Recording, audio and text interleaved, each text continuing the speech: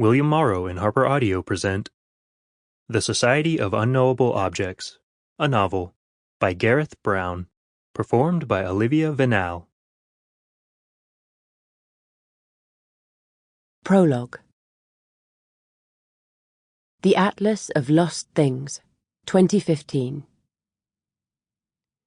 Magda Sparks was alone and exhausted in the wilderness of Nevada, and she had never been happier. She perched on a rock at the edge of the hiking trail, dropped her shoulder bag to her feet, and pulled out a bottle of water. The evening sun was a rich orange smear just above the horizon, and the sky over the Great Basin Desert was slowly turning the color of candy floss and peaches. Thunderclouds towered up from the flat brown ground in the distance, like smoke from campfires, and Imelda thought the view was one of the most beautiful she had ever seen. She glanced down past her feet to where the hillside dropped away steeply. The bottom of the gully was a pool of shadows that was slowly rising up towards her. Soon it would be too dark to have any chance of finding what she had come looking for, maybe even so dark that the hour-long hike back to the car would become treacherous. "Stupid," she muttered.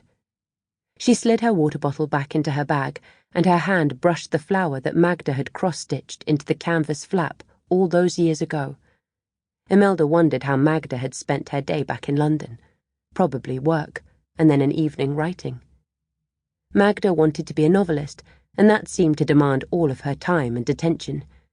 Imelda worried sometimes that Magda wasn't leaving room in her life for friends or for love, but her daughter had always known her own mind, even as a toddler. Imelda smiled as she remembered Magda at a much younger age, stomping around the house and pretending to be a dinosaur long after she'd been told to go to bed.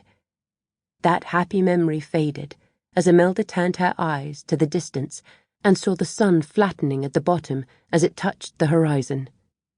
"Come on, get on with it," she muttered to herself. She removed a square of paper from her back pocket and unfolded it to study in the golden pink light.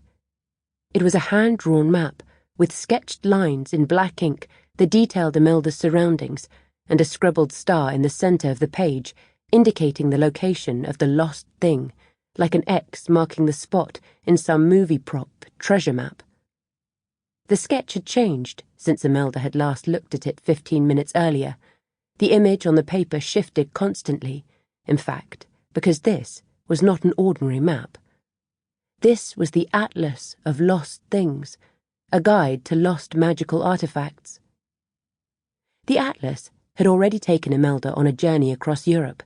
She had found the worn gold coin in a small museum in Bavaria, the crucifix in a cluttered antique shop in the Trastevere neighborhood of Rome, and the blue carnation, which Imelda had retrieved only a couple of days earlier, in the lapel of a wizened bulb grower working in the tulip fields east of Amsterdam. After Imelda had obtained the flower, which had taken some gentle persuasion and a generous financial donation to the old man, the Atlas had shown her that another lost thing could be found in the Nevada desert in the United States. She had jumped on a flight at Schiphol, hired a car at the airport in Las Vegas when she had arrived earlier that day, and then she had driven for 4 hours out into the wilderness, north along Highway 93, before turning west onto the mountain trail. As Imelda peered at the Atlas, now in the low light at the end of the day, her vision blurred with fatigue. Her neck was stiff from the hours behind the wheel, and the throbbing in her knees and lower back were grumpy companions spoiling the hike with incessant complaints. She shook her head to clear her vision and focused on the Atlas. The lost thing was near, perhaps only a few feet away from where she was perched. If she could find it quickly, she could be on her way back to the car before all the light drained from the day. She closed her eyes, anticipating a couple of nights of luxury in an expensive hotel back in Vegas, a big bath of bubbles and a tray of room service food. "That would be lovely," she murmured. She was tired, she knew, not just from an hour of walking on 60-year-old legs, but from 3 months of travelling and adventure. Imelda had always had an easy life, the child of wealthy, if absent and occasionally problematic parents, and an adulthood spent working as an artist, living comfortably off her inheritance while Sample complete. Ready to continue?